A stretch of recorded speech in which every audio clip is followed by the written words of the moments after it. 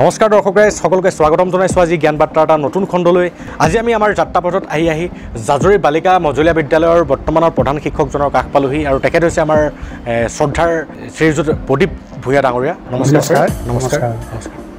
হয় ছাৰ, আমি জ্ঞান বাৰ্তাৰ এটা যাত্ৰা আৰম্ভ কৰিছিলোঁ, যিটো যাত্ৰাত আমি নৱপ্ৰজন্ম বা উঠন প্ৰজন্মৰ যাতে শৈক্ষিক উত্তৰণৰ ক্ষেত্ৰত কিছু অৰিহণা যোগাব পাৰোঁ আৰু কাৰ দ্বাৰা অনুভৱী ব্যক্তিসকলৰ দ্বাৰা, যিসকলে গোটেই জীৱন শিক্ষকতা কৰি আছে বা যিসকলক নিৰ্দিষ্ট কলা কৌশলত নিজৰ এটা দক্ষতা আছে সেই তেনে ব্যক্তিসকলৰ ওচৰৰ পৰা। গতিকে পোনপ্ৰথমে মই জানিব বিচাৰোঁ ছাৰ, আপুনি আমাৰ জাজৰি অঞ্চলত আপুনি শিক্ষকতা হয়তো বহুদিন ধৰি কৰি আছে। 10 বছৰ হৈছে প্ৰায় 10 বছৰ ইয়াত কৰি আছে ন? তাৰ আগত আপুনি ছাৰ ক'ত কৰিছিলে? মই তাৰ আগত বহু জাজৰি তেলীয়া পহুকতা কৰিছিলোঁ। তেলীয়া পহুকতা, বাৰু ঠিক আছে ছাৰ। এতিয়া আপুনি তেলীয়া পহুকতাৰ পৰা আপুনি আমাৰ ইয়াৰ জাজৰিলৈ আহিলে। এতিয়া এই দুয়োটা ক্ষেত্ৰতে আপুনি দুটা জেগাই আপুনি শিক্ষক হিচাপে পাইছে, এই দুয়োটা ক্ষেত্ৰতে সেই শিক্ষাৰ যিটো মানে আপোনাৰ কঠীয়াতলী যিহেতু ঘৰখনেই, গতিকে আমাৰ জাজৰি অঞ্চলটোৰ শৈক্ষিক বাতাবৰণটো কেনেকুৱা আৰু আপুনি য'ত তেলীয়া পহুকতাৰ পৰা আহিছে সেই অঞ্চলটোৰ মানে শিক্ষা ব্যৱস্থা বা সেই অঞ্চলটোৰ শৈক্ষিক বাতাবৰণটো কেনেকুৱা, এই দুখনক যদি আপুনি কম্পেৰিজন কৰে তেতিয়াহ'লে তাৰ পৰা কিছু সমীক্ষা আমাক আগবঢ়াব নেকি? নমস্কাৰ, মোৰ জ্ঞান বাৰ্তাৰ সমূহ সদস্যসকললৈ মোৰ নমস্কাৰ দিলোঁ। কথা হ'ল কি, মই যিখন বিদ্যালয়ত প্ৰথমতে আৰম্ভ কৰিছিলোঁ সেই বিদ্যালয়খনৰ আৰ্থিকভাৱে অনগ্ৰসৰ অঞ্চল, প্ৰায়বিলাক ল'ৰা ছোৱালী আৰ্থিকভাৱে দুৰ্বল। তথাপিতো এটা পৰিৱেশ আছিল, যদিও শিক্ষা দীক্ষা নাই বা আৰ্থিকভাৱে দুৰ্বল, কিন্তু তেওঁলোকে ল'ৰা ছোৱালীখিনিক যে উপযুক্ত শিক্ষা দিব লাগিব সেইটো মানেৰে তেওঁলোকে ল'ৰা ছোৱালীখিনিক বিদ্যালয়লৈ পঠায় আৰু সেই হিচাপে কিছু সংখ্যক ল'ৰা ছোৱালী আজি ভাল পদবীত সংস্থাপন হৈ আছে।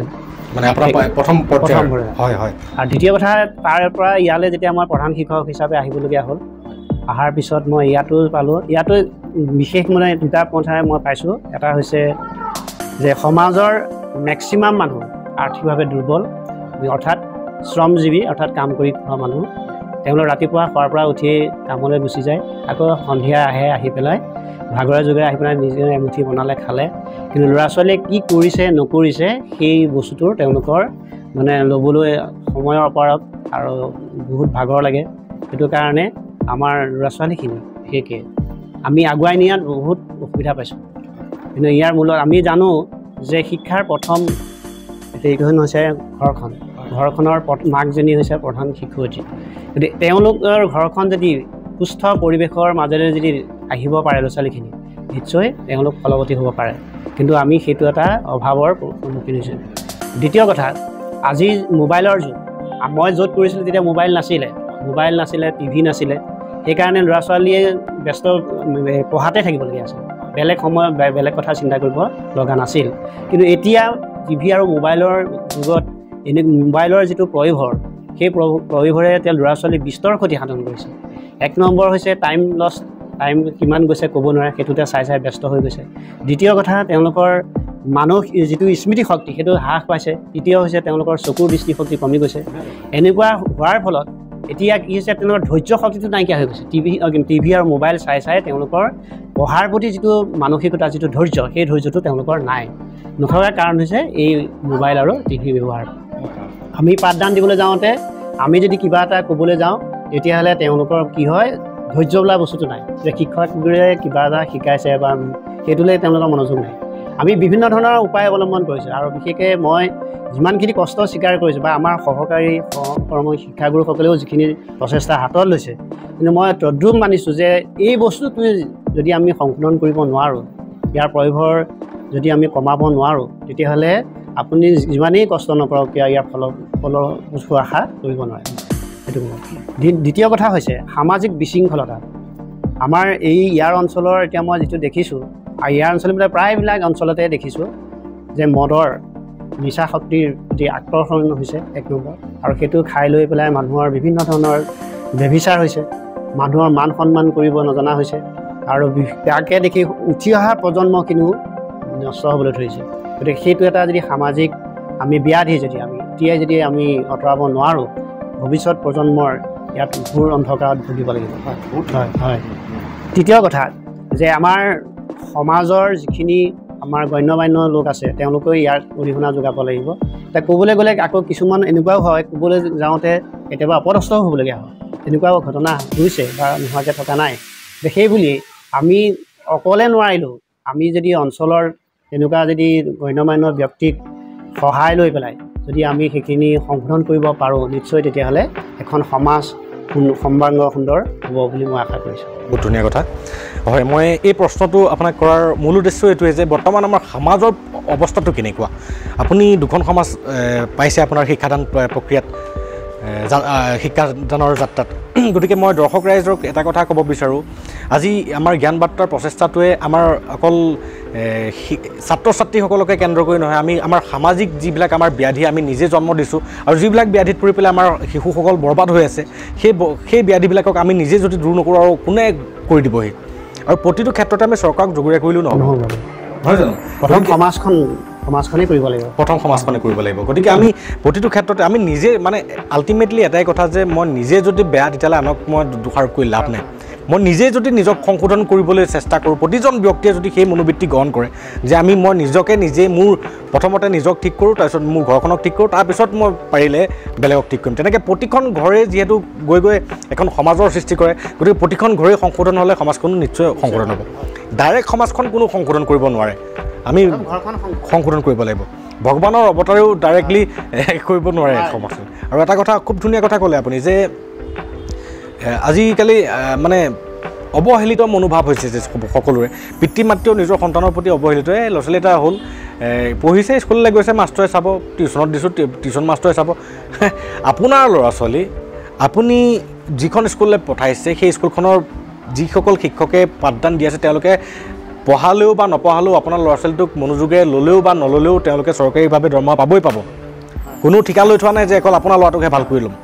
গতিকে আপোনাৰ ল'ৰাটোক ভাল কৰাৰ ক্ষেত্ৰত বা আপোনাৰ ছোৱালীজনীক ভাল কৰাৰ ক্ষেত্ৰত আপুনি পোনপ্ৰথম ৰেছপনচিবিলিটি আপোনাৰ, আৰু আপুনি সেই বস্তুটো নজৰ কৰিব লাগিব যে মোৰ ল'ৰা ছোৱালীটো কোন কোন ক্ষেত্ৰত দুৰ্বলতা আছে আৰু এই দুৰ্বলতাসমূহ নাশ কৰিবৰ কাৰণে মই যিখন স্কুলত পঢ়ি আছে সেই শিক্ষাগুৰুসকলৰ লগত কেনেকৈ ধৰণে কনচাল্টেশ্যন কৰিম, নহয় জানো ছাৰ?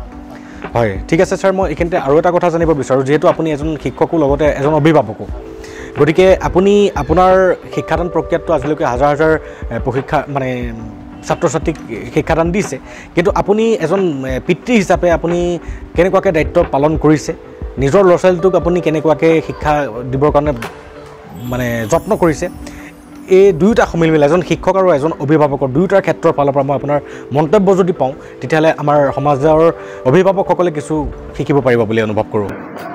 মোৰ প্ৰথম কথা হ'ল কি, আমাৰ নিজৰ সন্তানটো যে সন্তান সেইটো নহয়, মোৰ বিদ্যালয়ত যিখিনি ছাত্ৰ ছাত্ৰী আছে সেই সকলো আমাৰ সন্তান।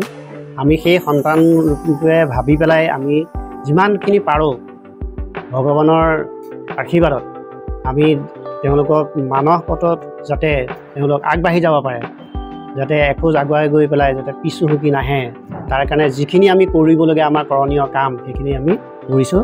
কিন্তু কৰিবলৈ যাওঁতে আমি অকণমান পিছুৱাই আহিবলগীয়া হৈছে।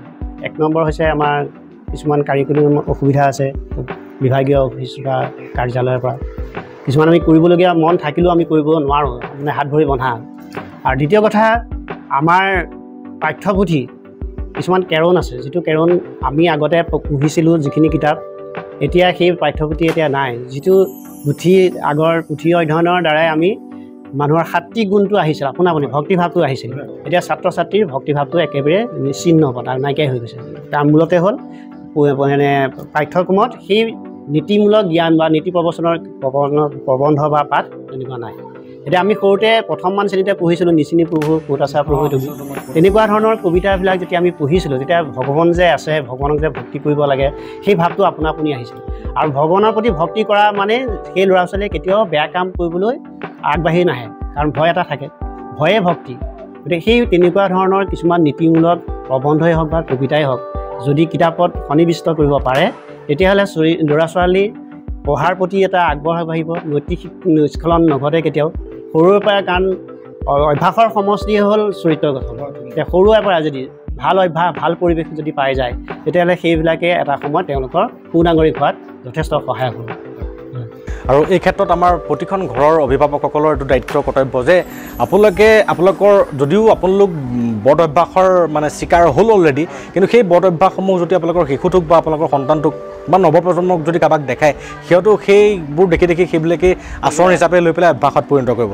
আৰু ইতিমধ্যে আমাৰ ছাৰে কৈছে যে অভ্যাসৰ সমষ্টি হৈছে চৰিত্ৰ গতিকে এটা মানুহৰ যদি সকলো অভ্যাস ভাল অভ্যাস হয় তেতিয়াহ'লে তাৰ চৰিত্ৰটো ভাল হ'ব আৰু এটা মানুহৰ যদি সকলো বদ অভ্যাসেই থাকে তেতিয়াহ'লে সি কেনেকৈ হেৰি কৰিব পাৰিব আৰু এই সৰুতে যদি সৰু মানস পাততে যদি আমি ভাল অভ্যাস কেনেকৈ গঠন কৰিব লাগে সেইবিলাক যদি নিশিকাওঁ বৰঞ্চ মই পঢ় বুলি কৈ পেলাই মোৰ ল'ৰা ছোৱালীটোক উঠাই দি পেলাই যদি মই নাকে ঘে ঘে শুই থাকোঁ তেতিয়াহ'লে মোবাইল চাই থাকোঁ তেতিয়াহ'লে সেই তেনেকুৱা এখন ঘৰৰ পৰা কেতিয়াও এটা ভাল ল'ৰা ছোৱালী উৎপন্ন নহয় মানে ফেক্টৰী যেনেকুৱা মেনুফেকচাৰ তেনেকুৱাই হ'ব গতিকে শিক্ষাৰ কঠীয়াতলী মূল কঠীয়াতলী হৈছে ঘৰখনেই আৰু মাতৃ আছে সেই শিক্ষয়িত্ৰী প্ৰথম গতিকে খুব ধুনীয়া সাৱলীল কথা আৰু প্ৰতিজন শিক্ষকে এই কথাটো কয়ে আৰু মই আজিলৈকে প্ৰতিজন শিক্ষকৰ পৰা এই কথাখিনি শুনি পেলাই মোৰ তেজত সোমাই যোৱাৰ নিচিনা হৈছে গতিকে মই ক'বলৈ বাধ্য হৈছোঁ যে এনেকুৱা বাৰু যি নহওক ছাৰ এতিয়া যিহেতু আপোনালোকে আপোনাৰ ইতিমধ্যে আপোনাৰ পাৰ্চনেল অভিজ্ঞতাৰ পৰা আপুনি ক'লে যে আমাৰ এই অঞ্চলটো এটা পিছপৰা বা শ্ৰমজীৱী অঞ্চল গতিকে এই শ্ৰমজীৱী অঞ্চলটোত মানুহসকলে গোটেই দিনৰ দিনটো কাম কৰি পেলাই সন্ধিয়া টাইমত কেনেকৈ ভাগৰুৱা হৈ পেলাই মেক্সিমাম মানুহে সুৰামুক্ত হৈ পেলাই গাৰ বিষ মাৰোঁ বুলি সেই তেনেকুৱা এটা মনোবৃত্তি পোষণ কৰে গতিকে সেই তেনেকুৱা এটা মনোবৃত্তি পোষণ কৰি পেলাই যেতিয়া সন্ধিয়া টাইমত বা ৰাতি ঘৰ আহি পায়হি সেই মানুহটোৱে আকৌ পিছদিনা ৰাতিপুৱা খোৱা পৰা উঠি আকৌ পিছদিনা কেনেকৈ কামলৈ যাব সেইটো চিন্তাৰেহে আহে তাৰ বাদে তেখেতৰ কোনো চিন্তা নাথাকেই তৎসত্ত্বেও আপোনালোকে এই স্কুলখনত যে এই বিপদসমূহৰ সন্মুখীন হৈছে যে ল'ৰা ছোৱালী তাক শিক্ষাৰ শৈক্ষিক উত্তৰণৰ ক্ষেত্ৰত বৌদ্ধিক উত্তৰণৰ ক্ষেত্ৰত আপোনালোকে যিবিলাক প্ৰতিবদ্ধকতাৰ সন্মুখীন হৈছে সেই প্ৰতিবদ্ধকতাবিলাকক আপোনালোকে নেওচিবৰ কাৰণে কি মানে কেনেকুৱা ধৰণৰ ষ্ট্ৰেটেজি লৈছে কেনেকুৱা ধৰণৰ পৰিপন্থা অৱলম্বন কৰিছে আৰু কেনেকুৱা ধৰণৰ যিহেতু আমাৰ সমীপৱৰ্তী কিছুমান এনেকুৱাও অঞ্চল আছে য'ত বহুতেই মানে আমাৰ ইয়াতকৈ বহুত বেয়া অৱস্থা দুৰৱস্থা বিশেষকৈ মাইনৰিটি এলেকাবিলাকত যদি আমি চাবলৈ যাওঁ তাততো কতো কেইটা চুক আপোনাৰ 6 ল'ৰা ছোৱালী এটাও নাজানে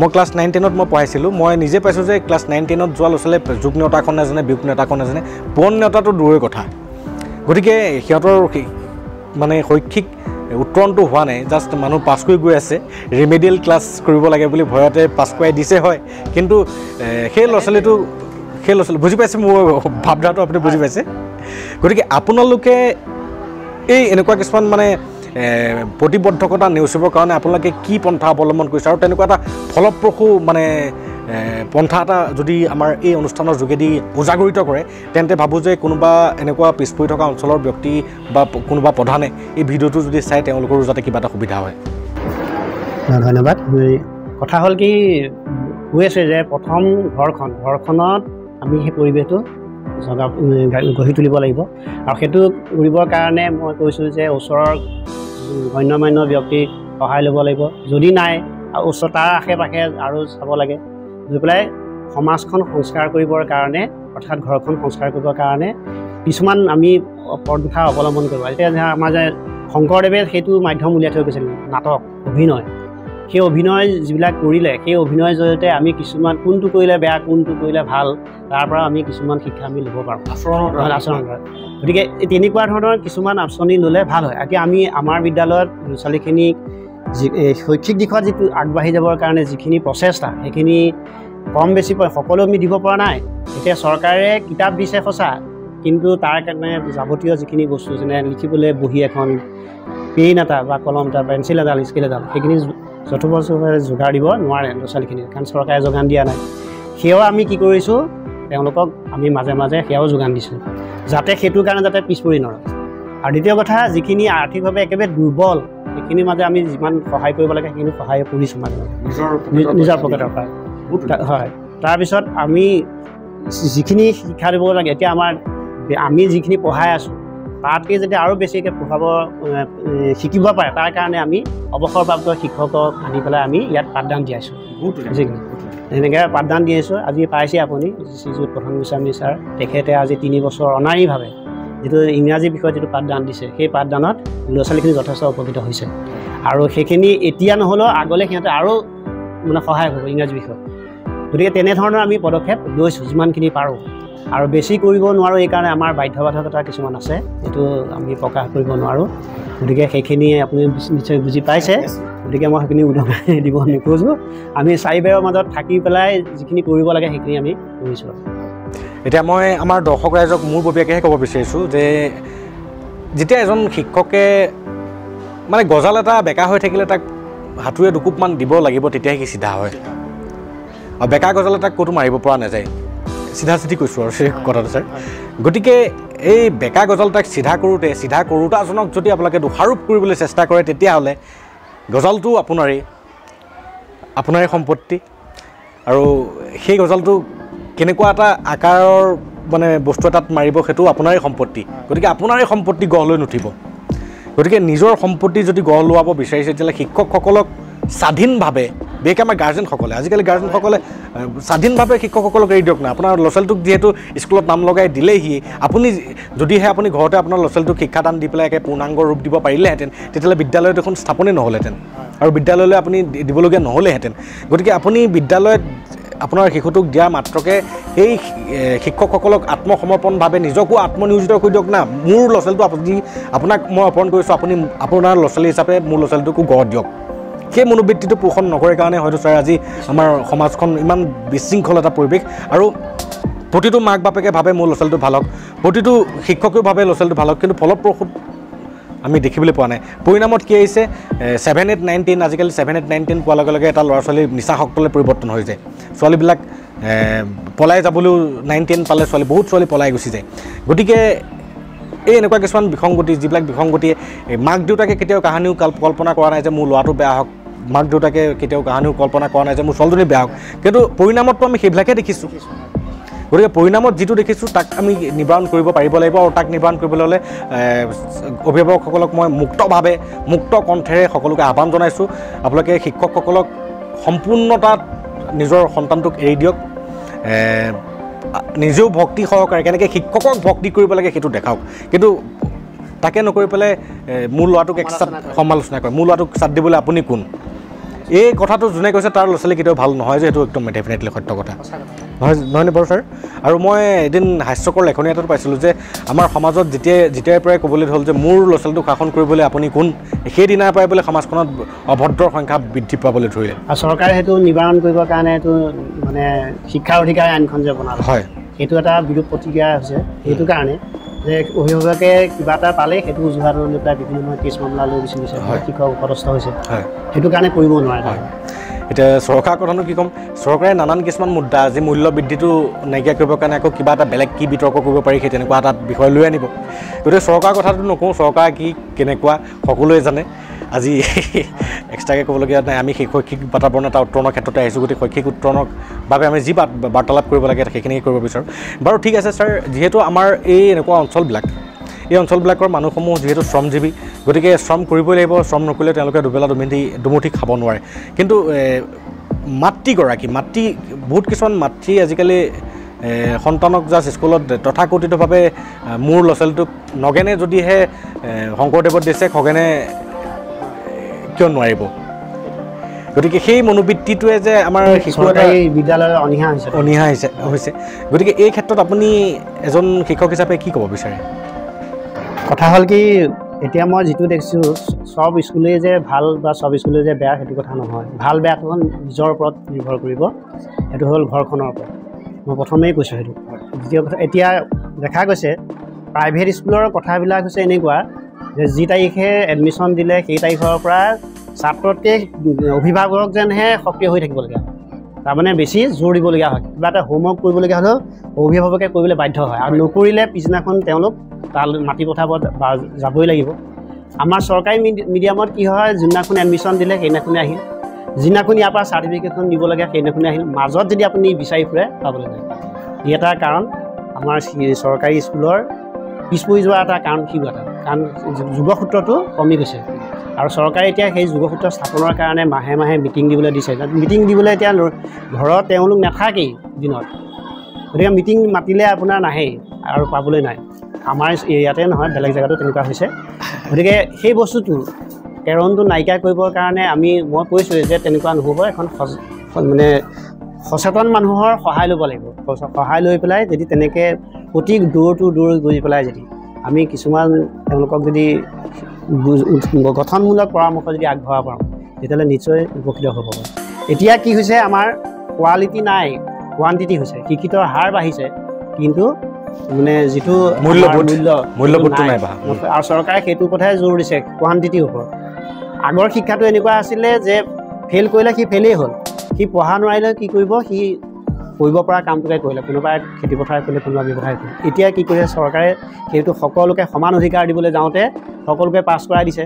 পাছ কৰাই দিয়াতে এজন গ্ৰেজুৱেট হ'ল বা মাষ্টাৰ ডিগ্ৰী লৈ পেলাই কি কৰিলে, তেওঁ চাকৰি বাকৰিটো সকলোকে দিব নোৱাৰে। এতিয়া সেই ল'ৰাটোৱে চাকৰি নোপোৱাৰ বিনিময়ত কি হৈছে, এতিয়া হালো বাব নোৱাৰা হ'ল, ব্যৱসায় কৰিব নোৱাৰা হ'ল। ফলত এতিয়া কি হয়, এই অসৎ কামত লিপ্ত হ'বলৈ বাধ্য কৰাইছে। গতিকে সি আমাৰ শিক্ষাৰ এটা কেৰণ। সেই কেৰণবিলাক যদি আঁতৰাব নোৱাৰে তেতিয়াহ'লে ইয়াৰ ফলপ্ৰসূ ভৱিষ্যত এটা অন্ধকাৰ ভৱিষ্যত আমি দেখিবলৈ পাম। আপোনাৰ কোৱা কথাখনতে মোৰ এটা কথা মনত পৰিলে যে চৰকাৰে সকলোকে পাছ কৰাই দিয়া এনেকুৱা এটা নীতি নিয়ম যেতিয়াই বনাই দিলে সকলোকে পাছ কৰাব লাগিব আৰু কোৱালিটি বঢ়া নাই, কোৱান্টিটি বাঢ়িছে। এবাৰ এখন কবি সন্মিলনৰ মই ভাষণ এটা চাইছিলোঁ। সেই কবি সন্মিলনখনত এজন কবিয়ে কৈছিলে যে আমাৰ যিটো DD কিষাণ যিটো চেনেল আছে আমাৰ ৰাষ্ট্ৰীয় পৰ্যায়ৰ, সেই DD কিষাণ চেনেলটোৰ এম্বেচাডৰ হিচাপে কাক পাতিছে বোলে, অমিতাভ বচ্চনক পাতিছে। অমিতাভ বচ্চনক DD কিষাণৰ এম্বেচাডৰ পাতিছে। আচ্ছা, অমিতাভ বচ্চনৰ বোলে খেতিৰ লগত কি সম্পৰ্ক আছে? তেতিয়া ইজনে উত্তৰ দিছে যে চৰকাৰ মানিবলগীয়া কথা এইটোহে, খেতিত লাগিলে ধান লাগক নালাগক, কিন্তু গছকেইজোপাও খুৱাব লাগিব, ফচলো খুৱাব লাগিব। গতিকে আজি আমাৰ কোনে কি আঁচনিৰ দ্বাৰা কাক কি কৰিবলৈ গৈছে সেইটো সকলোৱে জানে, জল পট।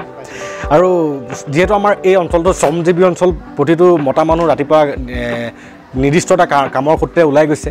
নিৰ্দিষ্ট এটা কামৰ সূত্ৰে ওলাই যোৱাৰ তাৰপিছত আকৌ মাকজনী থাকিল ঘৰত। আৰু আজিকালি অৰুণোদয় আঁচনিৰ পৰা, আত্মসহায়ক গোটৰ পৰা বিশেষকৈ মতা মানুহৰ তৰণি থাকিলেও মাইকী মানুহৰ তৰণি নাই। গতিকে মিটিং। গতিকে এই মিটিঙত আমাৰ অভিভাৱকসকল ইমানেই ব্যস্ত যে তেওঁলোকৰ ভৱিষ্যতৰ যিটো মানে ভৱিষ্যতৰ নাগৰিক এটা যে আপোনাৰ শিশুটো হ'বলৈ গৈ আছে সেই বস্তুটো পাহৰি যায়। গতিকে কাটৰ অনুৰোধ কৰিছোঁ আমি জ্ঞান বাৰ্তা মঞ্চৰ পৰা এইবোৰ অলাগতিয়াল বস্তু বাদ দিয়ক।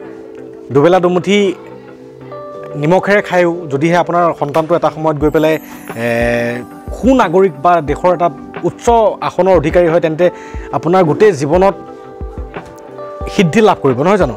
আজি নিমখ ভাত খাইছে ডাঙৰ কথা নহয়, কিন্তু সেইদিনাৰ পৰাতো আপোনাৰ গোটেই দুনিয়াখনেই বদলি যাব, নহয় জানো? আজি উদাহৰণস্বৰূপে ক'বলৈ যদি যাওঁ, আমি হিমা দাসৰ কথা ক'ব পাৰোঁ। হিমা দাস ইমানেই পিছপৰা অঞ্চলৰ এজনী ছোৱালী আছিলে যে আজি হিমা দাসে দৌৰি পেলাই গোটেই পৃথিৱীত নিজৰ নাম মানে বিয়পাবলৈ সক্ষম হ'ল। আৰু সেই হিমা দাসৰ কাৰণে আজি হিমা দাসৰ ঘৰ সকলো মানে সীমা টোটেলি চেঞ্জ হৈ গ'ল, পৰিসৰ বাঢ়ি গ'ল, মানে পৰিভাষাই চেঞ্জ হৈ গ'ল ক'বলৈ গ'লে। গতিকে আপুনিও আপোনাৰ সন্তানটোক সেই তেনেকুৱা এটা নীতি আদৰ্শৰে লাগিলে দুবেলা দুমুঠি দালিৰে খাওক বা নিমখেই খাওক, কিন্তু সন্তানটোক গঢ় দিয়াত যদি মানে মনোনিৱেশ কৰে পিতৃ মাতৃসকলে, তেতিয়াহ'লে নিশ্চয় আজি পোৱা কষ্টখিনি এটা সময়ত গৈ পেলাই আপোনালোকে বহুতেই সুখৰ অধিকাৰী হ'বলৈ পাব। বাৰু যি নহওক ছাৰ, মই আপোনাক আহি মোৰ মনৰ কথা এটা সুধিবলৈ লৈছোঁ, যিটো মই প্ৰতিজন শিক্ষককে সুধিবলৈ চেষ্টা কৰোঁ। আপোনাৰ গোটেই জীৱনজোৰা অভিজ্ঞতাৰ পৰা আপুনি আপোনাৰ জীৱনটোক অতিবাহিত কৰোঁতে প্ৰতিজন মানুহৰ জীৱনত এটা মূল মন্ত্ৰ থাকে। গতিকে মই সেই আপোনাৰ মূল মন্ত্ৰটো মই বৰ্তমান জ্ঞান বাৰ্তাৰ মঞ্চৰ পৰা আমাৰ সমাজখনলৈ আপোনাৰ সেই মূল মন্ত্ৰটো বিচাৰিছোঁ, যিটো মূল মন্ত্ৰ পালে এজন মানুহে জীৱন বাটত সুচাৰুৰূপে সুশৃংখলিত ৰূপত যাতে বা পৰিশীলিত এটা জীৱনৰ গৰাকী হ'বলৈ সুবিধা পায়, তাৰে আশা কৰি মই আপোনাৰ মূল মন্ত্ৰটো মানে বিচাৰিছোঁ। প্ৰথম কথা হ'ল, শিক্ষকতাৰ চাকৰিটো যদি চাকৰি বুলি ভাবে সেইটো নহয়, এইটো সেৱাৰ মনোভাৱ লাগিব। সেৱাৰ মনোভাৱেৰে আপুনি আগবাঢ়িব লাগিব। তাৰ কাৰণে ঘাত প্ৰতিঘাত আছে, সেইখিনি আপুনি অতিক্ৰম কৰিব লাগিব। আৰু ছাত্ৰ ছাত্ৰীসকলক আমি বেলেগ বুলি ভাবিব নালাগে। নিজৰ সন্তানটো যেনেকুৱা, নিজৰ সন্তানটো কোন পথে কেনেকৈ গৈছে, যেনেকৈ আমি সকলো সময়তে পৰ্যবেক্ষণ কৰোঁ, ঠিক তেনেকৈ এই ছাত্ৰ ছাত্ৰীসকলকো আমি পৰ্যবেক্ষণ কৰিব লাগিব। পৰ্যবেক্ষণ কৰি পেলাই কোনটো দিশত আগবাঢ়িছে বা পিছ পৰিছে সেইখিনি আমি অনুধাৱন কৰি পেলাই সেইমতে তেওঁলোকক কামত লগাব লাগিব। দ্বিতীয় কথা হ'ল কি, এইখিনি কৰিবলৈ যাওঁতে মই প্ৰথম কৈছোঁ যে ভক্তিটো প্ৰথম লাগিবই। যিকোনো এটা কাম কৰোঁতে ভয় বা ভক্তি এইটো যদি নহয়, কেতিয়াও যিমানেই যি নকৰক সি আগবাঢ়িব নোৱাৰে। ভক্তিটো সদায় লাগিব। কোনোবাই বিশ্বাস কৰক নাই, এটা শক্তি আছেতো, সেই শক্তিটোক আমি বিশ্বাস কৰিব লাগিব, নিৰন্তৰ মানি চলিব লাগিব। আৰু যি এই ভক্তিভাৱেৰে কামবিলাক কৰিছে তেওঁ ফলৱতী হ'বই বা হৈছে, সেইখিনি এটা কথা। আৰু এই ভক্তিভাৱটো বিশেষকৈ আপোনাৰ এই প্ৰথম আমাৰ তিনিজনা গুৰু বুলি কয়, পিতৃ মাতৃ, শিক্ষাগুৰু আৰু দীক্ষাগুৰু। এই তিনিজনা গুৰুক আমি যদি ভক্তিভাৱেৰে কৰি পেলাই আমিও যেনেকৈ কৰিছোঁ বা আমাৰ উঠি অহা প্ৰজন্মকো যদি আমি সেইখিনি কৰিবলৈ বা অনুধাৱন কৰিব পাৰোঁ তেতিয়াহ'লে তেওঁলোকে ভক্তিভাৱে সেইখিনি কাম কৰিব পাৰিব। এতিয়া যিটো দেখিছোঁ নৈতিক স্খলন, এইটো কিছুমান ল'ৰা ছোৱালী এনেকুৱা হৈছে, আমি এতিয়া দেখা পাইছোঁ আপোনাৰ ধৰক ICS বা ACS লৈ পেলাই ভাল ৰেংকত চাকৰি কৰি আছে, কোনোবা DC কোনোবা সঞ্চালক এনেকুৱা বহুত পদবী লৈছে, কিন্তু নৈতিক স্খলন নীতিমূলক প্ৰবচনটো নথকাৰ কাৰণে তেওঁলোক এতিয়া কি হৈছে বিপথে পৰিচালিত হৈ কোনোবা ছাছপেনশ্যন হৈ গৈছে, কোনোবা জেলত আছে, তেনেকুৱা ধৰণৰ আমি দেখিবলৈ পাইছোঁ। এইটো কিহৰ কাৰণে হৈছে? নৈতিক স্খলন, মানে নীতি শিক্ষাৰ অভাৱ।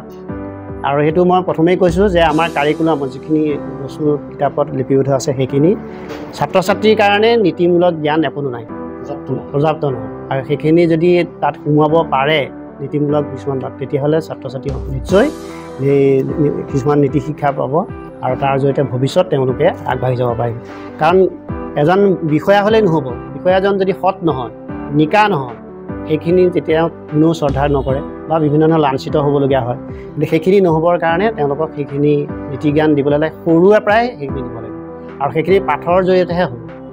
আপুনি মুখেৰে বা ক'লে বা বক্তৃতা দিলে নহ'ব, সেইখিনি কাৰ্যকৰী হ'বলৈ হ'লে কাৰিকুলামত সেইখিনি স্থান দিব লাগিব। তেতিয়াহে মই ভাবোঁ যে এখন সুন্দৰ সমাজ গঠন হ'ব। বহুত বহুত ধন্যবাদ। আৰু বিশেষকৈ আজি আপোনাৰ লগত কৰা বাৰ্তালাপটোত আপুনি বিশেষকৈ ঘৰখনকে বেছি প্ৰাধান্যতা দি পেলাই কথোপকথনখিনি কৰিলে, আৰু আশা কৰোঁ আমাৰ দৰ্শক ৰাইজ আপোনালোকে বুজি পাইছে ঘৰখনকে কিহৰ কাৰণে ছাৰে ঘৰখনকে টাৰ্গেট কৰিছে আৰু মাক দেউতাককে কিহৰ টাৰ্গেট কৰিছে। আৰু সকলোৱে যদি বুজি পায় তেন্তে আপোনালোকৰে ভৱিষ্যত উজ্জ্বল হ'ব। আৰু যিহেতু সময়ৰ এটা সীমা থাকে ছাৰ, গতিকে আজিৰ বাবে দৰ্শক ৰাইজ আপোনাৰ খবৰ পৰা ছাৰ আপোনাৰ পৰা বিদায় লৈছোঁ। মোৰ দৰ্শকসকলে মই শ্ৰদ্ধা জনাইছোঁ আৰু মোৰ বক্তব্য ইমানতে সামৰণি মাৰিছোঁ। নমস্কাৰ।